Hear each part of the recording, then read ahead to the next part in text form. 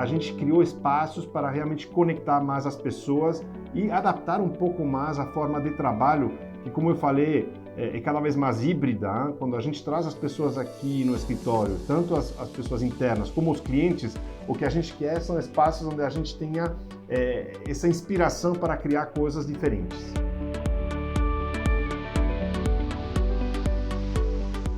A quinta temporada do Vioral começou e você já pode se conectar no Instagram, @Vioral, ou no Instagram do PC, nosso host, @Paulo Crepaldi.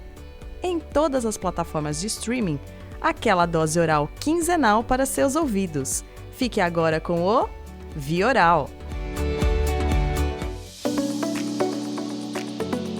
Olá, ouvintes do Vioral, estamos aqui para mais um episódio e dessa vez eu trouxe um convidado mais do que especial. Antes de falar dele, queria falar que em 2018, ele assume a presidência da Roche Pharma no Brasil, mas ele está aqui no Brasil desde 2017, que foi quando eu conheci ele na oncologia. Ele já atuou em diversos países, ele vai contar um pouquinho da sua história para nós. Então eu tenho o prazer de apresentar aqui o suíço e nosso adversário no grupo da Copa de 2022. Depois eu quero saber se ele vai torcer para a Suíça ou para o Brasil. Patrick Eckert, seja bem-vindo. Muito obrigado, PC. Olá a todos os ouvintes da Via Oral, é um grande prazer estar aqui com vocês. Essa pergunta que você já colocou de início, já me colocou aqui sofrendo, você imagina em casa com família brasileira, esposa brasileira, filhos brasileiros e eu tentando aí representar a Suíça, então vai ser difícil. Vai ser difícil, legal. Patrick, eu sou super curioso e há muito tempo eu queria te perguntar, porque no teu perfil a gente fala muito, ele é o presidente, alguns usam general manager, ou seja, tem diversas nomenclaturas. A tua é completamente diferente. Você coloca no teu LinkedIn, Brazilian Enablers Team Lead. O que é isso, Patrick? Legal, PC, uma excelente forma de começar nosso papo, e também me permite te contar um pouquinho de como tem sido essa nossa jornada de transformação que a gente vem aí vivenciando aqui há mais de 3 anos na Roche. E de verdade, bem que você falou, a gente está tentando se desligar um pouco dessas nomenclaturas mais tradicionais, mas mais que se desligar delas, é realmente viver um pouco o que a gente acredita que é a nova forma de trabalho no futuro, onde a gente valoriza muito menos as hierarquias e muito mais o empoderamento dos times. Isso muda, obviamente, muito o papel do antigo gestor, o gestor ficando mais como um coach, como um arquiteto, como alguém que ajuda na parte estratégica, e ele empodera muito os times, porque a gente se deu conta de que, a verdade, a riqueza de qualquer projeto, ela vem em você soltar e deixar as pessoas pensarem um pouco fora da caixa e sem ter esse medo de, talvez, como vai ser percebido essa ideia aqui ou lá, e isso tem dado uns resultados incríveis, PC. E por isso que, por exemplo, a nomenclatura minha e da minha equipe, nós somos todos enablers, facilitadores dessa jornada, onde todos temos o mesmo objetivo, destravar aí as barreiras de acesso para que o maior número de pacientes possam ter acesso às inovações, mas de uma forma diferente e empoderando a cada indivíduo. Então, hoje em dia, os times de trabalho na Roche, eles são super diversos.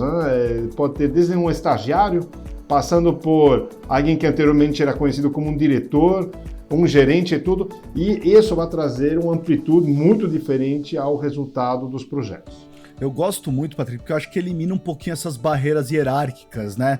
Você tem percebido isso? As pessoas têm mais facilidade de acesso aos cargos superiores? A verdade, PC, tem sido uma jornada interessante, porque para algumas pessoas foi muito fácil, e elas se sentiram muito à vontade, e a gente vê isso muito na nova geração. Eles adoram quando eles têm, talvez, essa facilidade de circular mais rapidamente nos 4 cantos da empresa, sem importar realmente o cargo, etc, etc. E para aqueles que estão há mais tempo, tem sido um pouco mais difícil, porque tive, acho que, uma primeira sensação de perda, de talvez um reconhecimento pelo cargo, e acho que hoje em dia já estamos, após 3 anos, com todos o mesmo entendimento de que isso, na verdade, tem aberto portas incríveis e que, juntando a experiência com a juventude, com as ideias novas, etc., etc., os resultados são fantásticos e muito além do que a gente tinha no passado. Legal. Patrick, como é que foi? A gente tava falando um pouquinho antes de começar de pandemia, né? Você passou por um momento crítico no mundo, num cargo de presidente, de enabler de uma empresa do tamanho da Roche. Como é que foi isso para você, Patrick?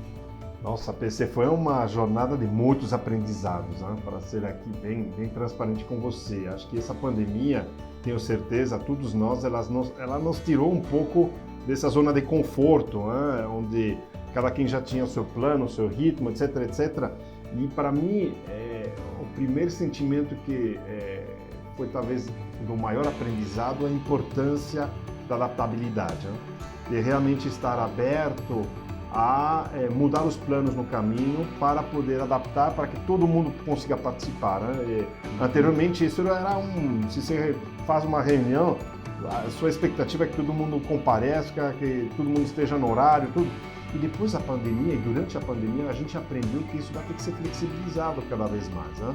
Que a gente tem que ver qual é o melhor momento para que todo mundo consiga participar, com a cabeça aberta, sem preocupações. Então, esse senso de estar mais perto, de ter uma empatia adicional para as pessoas, isso eu acho que foi um dos maiores aprendizados da pandemia, e ele permanece. Hoje em dia, nosso modelo, o modelo adaptado, o modelo híbrido, né, que a gente está chamando agora, ele tem que incorporar isso, porque não podemos perder o que a gente aprendeu e que está dando certo, né, onde cada quem se organiza com a responsabilidade de entregar o que ele tem, mas que se organiza da melhor forma para ele poder estar 100% nesse momento, seja de forma virtual, seja de forma presencial, mas sim com essa preocupação de que vão pensar se eu não estou nesse momento, nessa reunião, o que vão pensar se eu não consigo chegar às 8 da manhã no escritório. Então, acho que a gente está tirando isso um pouco para que as pessoas tenham mais esse balanço também entre sua vida pessoal e a vida profissional.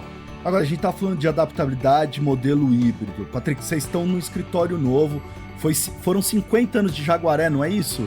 Isso mesmo, 50 anos lá no Jaguaré, nessa parte da cidade que nos acolheu muito bem, onde você sabe, historicamente a gente tinha até nossa fábrica lá, historicamente onde saiu a vitamina da Roche, etc, etc. Então tem muita história aí. E hoje em dia a gente mantém um pé lá, temos nosso laboratório de qualidade que permanece aí, mas a gente mudou para um âmbito um pouco mais adaptado às necessidades de mobilidade de hoje, né? A gente está aqui em uma zona onde tem interconectividade muito mais fácil. Temos aqui embaixo do prédio uma estação de metrô que permite que as pessoas possam chegar, entrar e sair de uma forma muito mais rápida. E para a maior parte de nós, isso oferece também uma possibilidade de flexibilizar os horários muito mais. Quando a gente chegava lá no Jaguaré era fantástico, porque uma área verde, fantástico. Mas para chegar lá era uma jornada bastante longa para a maior parte de nós. Agora aqui nós estamos muito mais no centro onde tudo acontece. Até nossos clientes estão mais perto da gente. A gente consegue também interagir de forma mais fácil com eles, convidar eles aqui. Eu me lembro, muitas vezes, quando você convidava alguém para ir para Jaguaré, ele falava, nossa, mas é lá, ixi, então deixa eu ver quando que eu consigo. Quase que bloquearam amanhã para fazer uma reunião de 1 hora, 1 hora e meia. Aqui estamos realmente em um ponto muito, muito estratégico, onde é fácil entrar e sair e você consegue ter uma convivência muito melhor. Que é na Chácara Santo Antônio, vocês foram pra Zona Sul. Eu já achava, Patrick, ser bem sério, eu achava o escritório do Jaguaré lindo, tinha a parte de arte, com escultura, era lindo, ambos os escritórios, né, tanto de um lado quanto do outro, ambos os prédios eram muito bonitos. Como que é? Eu sei que é muito gostoso ir para uma casa nova, pensar em arquitetura, design. Uma das coisas foi pensado para esse modelo híbrido, vocês tinham já isso em mente, olha... Estamos numa nova fase, um novo mercado de trabalho, a gente precisa já pensar na nossa mobília, no nosso escritório, no nosso ambiente, pensando nesse novo modelo de trabalho? correto, PC. E verdade, tudo que você falou sobre a beleza do lugar que a gente tinha, do espaço que a gente tinha lá na Jaguaré, a gente tentou manter o que podíamos para, obviamente, continuar com nossas raízes, como empresa, mas combinando isso com as novas formas de trabalho que existem hoje em dia. Então, aqui o prédio, a gente realmente idealizou ele para momentos mais de trabalhos em equipe. Não temos nenhum escritório fechado, tudo é aberto. Tem muitas salas de cocriação, tem áreas assim mais de relaxamento para as equipes também poder bater um papo e pensar um pouco em o que poderíamos idealizar nas diferentes frentes que a gente trabalha. Então foi muito pensando nisso, mas mantendo a identidade que fez sempre da Roche uma empresa que as pessoas se sentem em casa, né? E eu convido você, PC, para vir nos visitar aqui. Tenho certeza que você vai sentir um pouco o que eu tentei passar aqui, que por mais que a gente esteja um ambiente muito diferente, porque um prédio bem mais alto, a gente tem uma vista linda aqui, mas a gente criou espaços para realmente conectar mais as pessoas e adaptar um pouco mais a forma de trabalho, que, como eu falei, é cada vez mais híbrida. Quando a gente traz as pessoas aqui no escritório, tanto as pessoas internas como os clientes, o que a gente quer são espaços onde a gente tenha essa inspiração para criar coisas diferentes. Olha, convite aceito. Eu adorava aquela área de café que vocês tinham, com aqueles sofás e a bancada. Então, assim, tô com saudades, então convite aceito aí, Patrick. Quero conhecer muito o escritório novo de vocês. Patrick, queria que você falasse um pouquinho dos países que você já atuou, porque você já esteve em diversos países, e como é que você compara o mercado brasileiro com esses outros países? Legal, PC. Sim, claro. Olha, eu posso começar, obviamente, eu nasci na Suíça e me formei na Suíça, mas a verdade é que meu pai era mexicano, então também vivi vários anos no México, e aí que eu comecei minha primeira experiência profissional na indústria, foi no México. Então, eu tinha um pouco de latinidade já no sangue aí, e depois do México eu tive a primeira oportunidade de vir aqui para o Brasil, para uma posição regional. Naquele então, o escritório regional era aqui no Brasil, então daqui eu tive a oportunidade de sair para uma posição global, onde eu tive a oportunidade de trabalhar durante 3 anos nos Estados Unidos, e dos Estados Unidos voltei para o Brasil para tomar uma posição com um maior número de pessoas de reporte direto, para aprender um pouco essa parte aí de como lidar com pessoas, com uma equipe maior. E daqui depois eu tive a primeira oportunidade de tomar uma posição como enabler de uma afiliada. Eu fui para a Suécia, um mercado totalmente diferente, tanto profissional como pessoal. Uma super experiência, abriu assim os olhos em muitos sentidos, tanto na parte minimalista que o sueco tem de aproveitar cada coisa da natureza, né, de valorizar cada raio do sol quando acontece lá, e realmente a gente vem de países onde a gente acha normal todos os dias ter o sol, e lá com 12 graus e o primeiro raio de sol, todo mundo sai, coloca aí o biquíni, as mulheres colocam o biquíni e saem aí para aproveitar, né? Então a gente tive aí uma sensação de como a gente tem de riqueza a natureza aqui no Brasil, e entender um pouco os mercados que talvez tenham, por ser menores, né?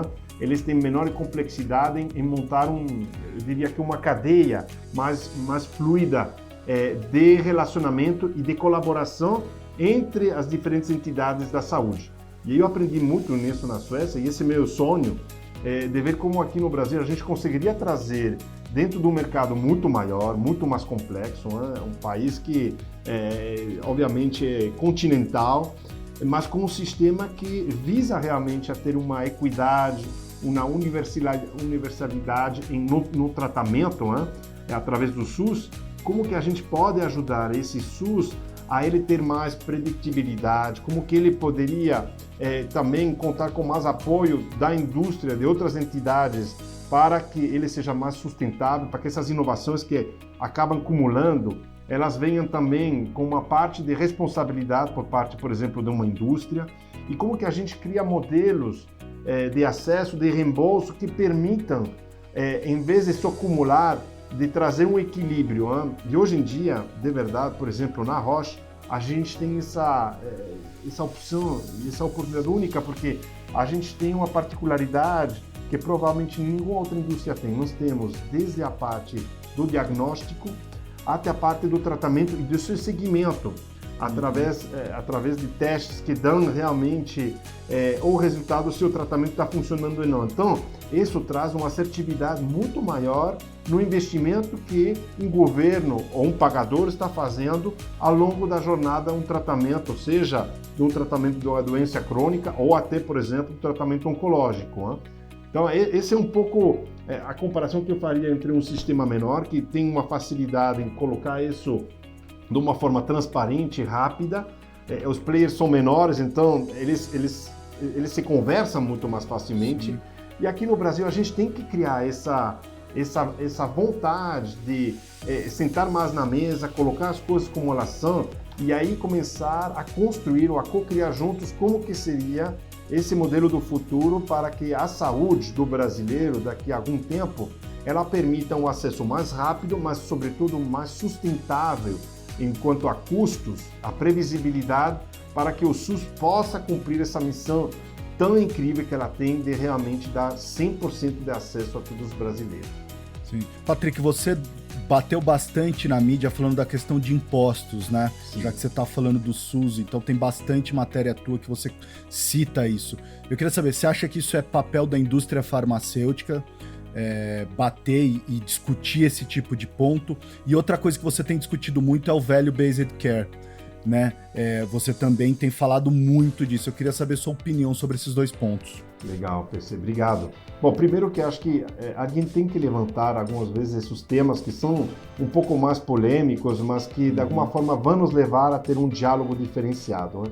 E eu acredito que a indústria é um dos players que pode fazer isso e deve fazer isso, mas depois a gente precisaria criar um movimento realmente, porque esse movimento ele vai muito além da indústria, quem providencia essas inovações. Ele tem que incluir o pagador, o governo, ele tem que incluir as associações de pacientes, que são também muito importantes para ter, obviamente, a voz do paciente, o sentimento do paciente dentro de tudo isso, e, de alguma forma, chegar a pontos onde cada um vai ter que abrir mão de alguma coisa para testar esses novos caminhos que nos permitiriam garantir que qualquer investimento, e eu chamo isso de investimento realmente, que é feito por um pagador ou mesmo por um familiar de um paciente ou por um governo, ele saiba que ele vai ser sempre super pontual até o momento onde serve e que não vai ter desperdícios, né? Porque a gente fala muito do desperdício que existe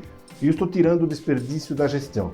Estou colocando o desperdício que existe nas linhas de tratamento. Por exemplo, em câncer, ainda hoje existem muitas vezes pacientes que têm que passar por 3, 4 linhas de tratamento antes de acertar um tratamento. E esse é um desperdício, claro, né? É um gasto que obviamente prejudica todo mundo, né? Prejudica obviamente o paciente, prejudica o pagador e de verdade no final ele não beneficia a indústria porque passa uma imagem de que como indústria a gente não consegue ser o assertivo suficiente para oferecer os remédios para o paciente certo no momento certo. E hoje em dia, com todas as ferramentas que a gente tem, de testagem e tudo, isso não deveria ser mais permitido. E o Value-Based Healthcare vem muito baseado nisso, né? Quando a gente pensa nos avanços que a gente tem na genômica, onde você já consegue garantir que o paciente, em base a um teste, ele saiba exatamente quais são os riscos que ele tem de contrair ou uma doença ou um câncer, por exemplo, ele já pode ser preparado de forma antecipada, né? E hoje em dia, em um país como o Brasil, a gente ainda investe muito pouco na parte de diagnóstica, do que vem antes de um tratamento, né? Acho que menos de 2% de todo o orçamento que é colocado na parte de diagnóstica e de cuidados antes de ser diagnosticado. Isso, de verdade, é uma coisa que a gente precisa reverter de forma imediata. E isso pode parecer, PC, um discurso errado para alguém que traz uma inovação para tratar os pacientes, mas o que nos interessa mais é que a gente consiga tratar os pacientes no momento certo, com o produto certo, sem ter desperdício, para que isso possa ser ampliado ao maior número de brasileiros possível, né? Perfeito, perfeito. Eu tenho visto, e realmente, Patrick, queria até te parabenizar, eu que tô de fora, eu tenho acompanhado nos últimos anos essas mudanças que vocês têm implementado dentro da Roche. Então, tanto na mudanças de times, então, vocês mudaram a estrutura dos times completamente, vocês integraram, eu tenho percebido muito essa... eu discuto muito com a Pharma que a Pharma criou muitos silos, né, dentro da própria organização e isso impede a intercomunicação, a interrelação e eu percebi que a Roche veio fazendo esse movimento contrário. E vocês têm até o que vocês chamam do One Roche, né, que é um plano de vocês super bold, super ousado. Eu queria que você me falasse um pouquinho o que você enxergou de diferente no mercado para querer mudar. Por exemplo, você tem um rótulo que é Patient Journey Partners, Healthcare Ecosystem Partner. Por que essas mudanças? O que você viu, Patrick, que ninguém tá vendo? Legal. E isso me remete um pouco a essa transformação que a gente idealizou e que estamos vivendo hoje, aqui onde a gente se desafiou desde o início no papel da indústria. Né? Qual que é realmente o papel da indústria dentro do ecossistema da saúde? E a gente rapidamente se deu conta que a forma em como a indústria opera hoje, ele provavelmente não é sustentável, porque claro que é importante levar as inovações e as informações médicas para os médicos e para todo o corpo clínico, mas muito além disso é importante entender quais são as reais necessidades desse cliente para ele poder tornar uma realidade um tratamento para esse paciente, seja no privado, seja no público. Então, é um pouco em base a isso que a gente reinventou a forma em como a gente se organiza internamente. Começa primeiro por, como falei antes, juntar... O One Roche é basicamente juntar as 3 entidades que a gente tem dentro da Roche. A parte de diagnóstico, né, no início da jornada do paciente, a parte de diabetes, que também é uma parte importante que, infelizmente, ainda muito brasileiro sofre, né, e a parte da farma, que são todos esses tratamentos, essas inovações que chegam em algum momento para tentar ajudar a jornada e a sobrevida desses pacientes. Como fazer isso? O primeiro movimento é realmente garantir que a gente esteja todos embaixo do mesmo teto. Hoje em dia, nesse novo prédio que a gente está, nós estamos todos misturados. E isso tem uma razão de ser. Nós queremos que as pessoas se conectem mais entre as áreas para pensarem em soluções muito mais abrangentes, muito além da área onde elas operam.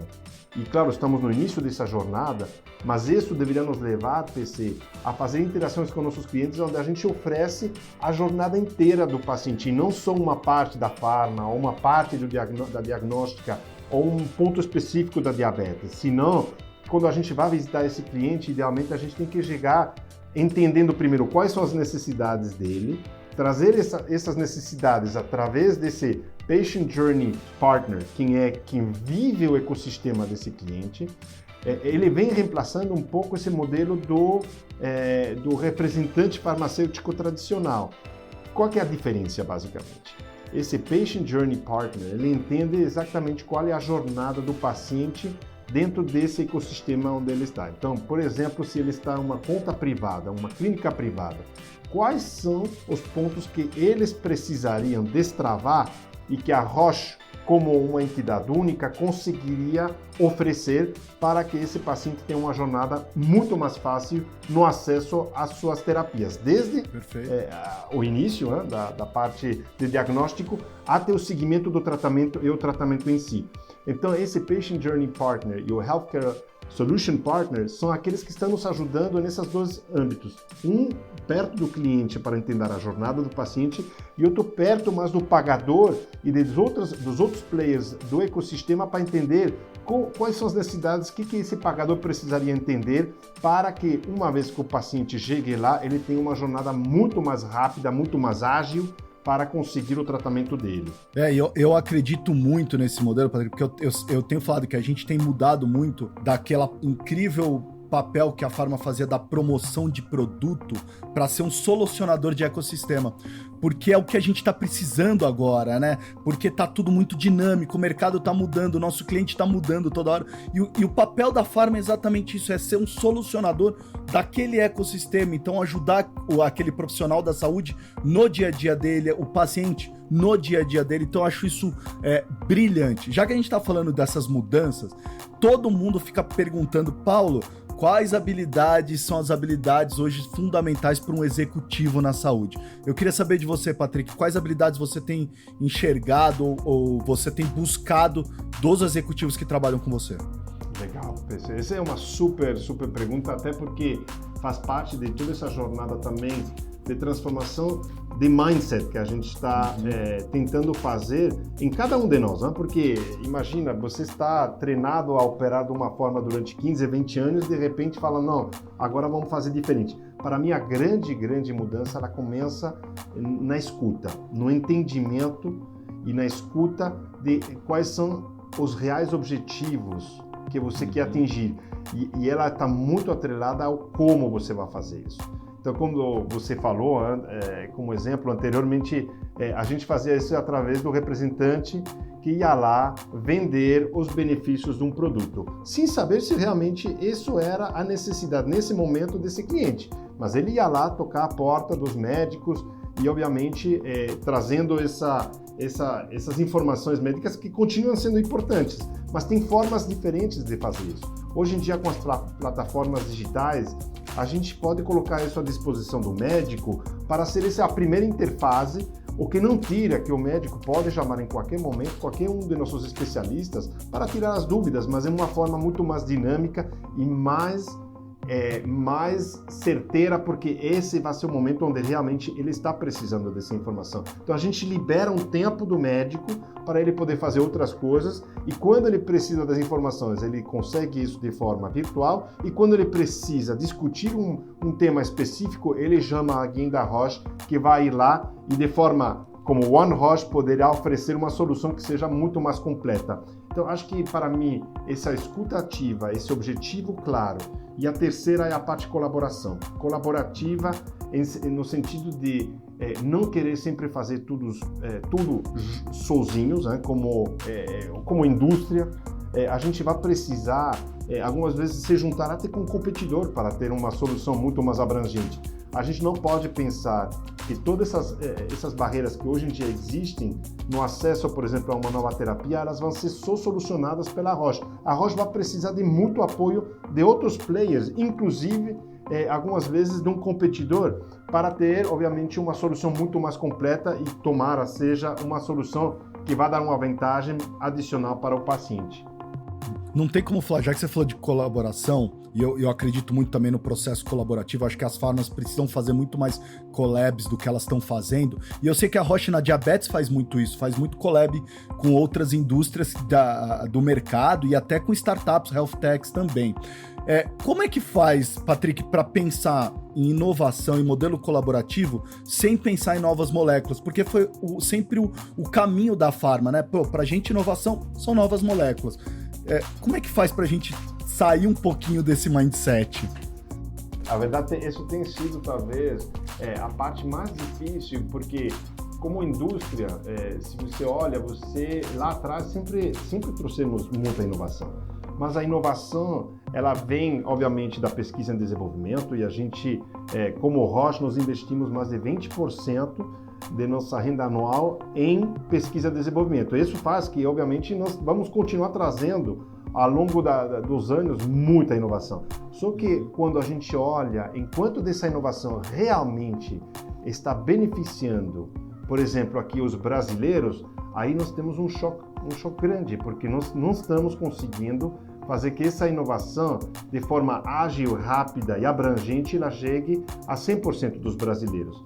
Então, o que a gente precisa fazer? Encontrar caminhos diferenciados para fazer parcerias, onde a gente vai co-criar uma solução. Por exemplo, eu vou dar um exemplo, quando você chega com um pagador e uma clínica, você tem que poder conversar com os dois para ver quanto que você hoje em dia está investindo em cada um dos pacientes, por exemplo, de câncer de mama.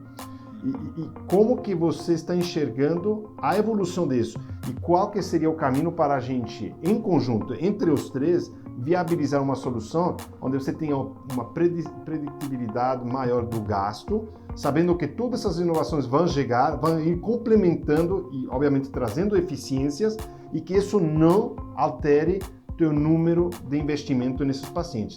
Essas discussões são aquelas que precisam acontecer. Elas estão começando a acontecer, PC, mas ainda precisamos de muito mais dessas conversas.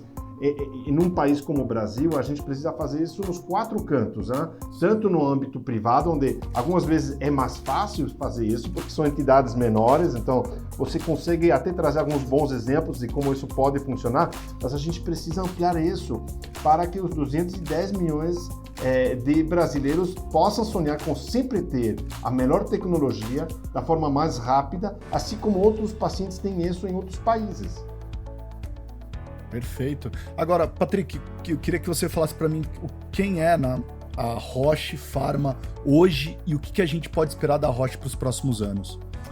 A Roche Pharma hoje, a proposta One Roche vai ser que não tem mais 3 divisões, tem uma empresa única que sempre vai se esforçar a trazer soluções co-criadas em base às necessidades de cada ecossistema, e que a Roche está disposta a sentar na mesa sabendo que em algum momento vai ter que fazer coisas diferentes do passado, mas que isso vai ter um benefício significativo para que um maior número de pacientes possam se beneficiar dessas mais de 100 moléculas que a gente tem hoje em dia no nosso pipeline. Porque de nada adianta trazer essas 100 moléculas no pipeline e demorar cada vez 3, 4 anos até ter uma incorporação, um reembolso, a escutar essas histórias de pacientes que estão na lista de espera para coisas. Então, isso nós temos que ir eliminando. E isso vai se conseguir através desse diálogo permanente, de ser muito mais transparentes e de propor modelos disruptivos para a gente, todo mundo abrir mão de alguma coisa e isso beneficiar cada vez mais o paciente ao longo da jornada. Patrick, depois de tanta transformação que a gente passou, pandemia, o que o Patrick de hoje diria para o Patrick antes de tudo isso, dessa pandemia, dessa loucura que a gente passou?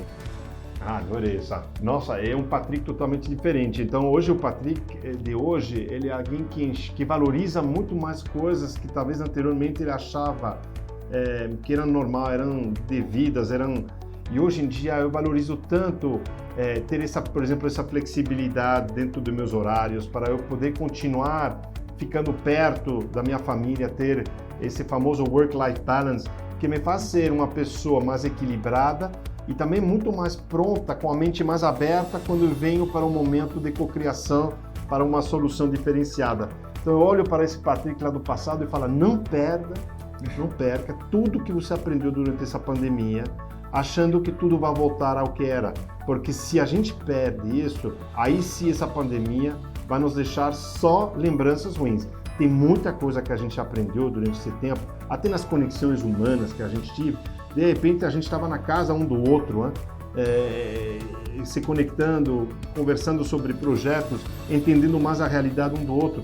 Toda essa profundidade que a gente conseguiu ter durante a pandemia, a gente tem que manter ela presente e adaptar ela nesse mundo híbrido que a gente está criando agora, para que todos possam se sentir da mesma forma que eles se sentiram durante o momento, que é um momento mais de liberdade, de empoderamento, mas sabendo que, obviamente, nosso objetivo continua sendo o mesmo. Patrick, na 5ª temporada eu tenho feito um bate-bola rápido com meus convidados para saber o que eles pensam sobre esses assuntos. Então eu vou fazer esse bate-bola com você. Eu vou começar com visita médica virtual. Super importante, mas precisa ser bem planejada, bem articulada e todo mundo tem que entender os benefícios dela. Marketing na indústria farmacêutica. Importantíssimo para, obviamente, fazer e manter a parte da educação médica em cima dos produtos que têm um diferenciador e que isso possa ajudar a que o paciente certo, na hora certa, receba o tratamento correto. Força de vendas. Mudança de papel. Hoje em dia, nós falamos de facilitadores que têm que ajudar na mão, juntos com os diferentes players do ecossistema, seja ela clínica, seja ele um médico, seja um enfermeiro, eles se sentam com o mesmo suporte, mas adaptado às necessidades deles, que vão dar soluções mais imediatas. Gestão de pessoas. A base de tudo. A base de tudo, porque tudo o que a gente faz, ela depende das pessoas. São as pessoas que implementam os projetos, são as pessoas que acreditam ou não no que a gente está fazendo, e essa convicção que vai dar certo ou não em levar, por exemplo, um projeto adiante ou fazer um reembolso acontecer, etc, etc. Patrick, qual foi o último seriado que você maratonou? Eu estava precisando de um pouco de adrenalina, então foi o Dom. Perfeito. Livro que você recomenda para as pessoas em 2022? Tem vários que... eu estou muito agora na leitura justamente do mindset, tá? E essas conexões com as pessoas. Então, eu tenho lido um livro que se chama Connecting Different Minds. E ele fala de como você tem que estar cada vez mais aberto à diversidade de opiniões, e que isso, se você não força a barra, não acontece, porque você, pensando que você está com a diversidade necessária, você acaba sempre atraindo ou procurando as pessoas que pensam mais como você. Então, tem sido uma leitura que tem me aberto bastante espírito para tentar me provocar a me juntar com mais pessoas que pensam muito diferente de mim, e isso vai me ajudar a aprender de uma forma diferente. Olha, hoje a gente conversou com o Patrick Eckert, ele que é Brazilian Neighbors Team Lead da Roche Pharma Brasil. Queria agradecer muito, Patrick, e encerrar com uma frase que eu tirei de um dos seus textos, que eu achei sensacional, que você diz o seguinte, que quando te perguntam sobre times inovadores, você fala, não existe uma receita única, que o importante é diversidade e inclusão, ou seja, celebrar as diferenças entre nós e garantir a inclusão de grupos diversos nas organizações. E eu achei isso sensacional. Patrick, muito obrigado. Obrigado a você, PC. Foi um prazer estar aqui com vocês e espero poder participar no futuro novamente. Perfeito. Então esse foi mais um episódio do Vioral e eu fui. Você ouviu o Vioral, o podcast da indústria farmacêutica. Para se conectar é fácil. vioral.com.br, @Vioral no Instagram, ou então envie um e-mail para vioralhealthcare@gmail.com. Até a próxima dose oral quinzenal para seus ouvidos.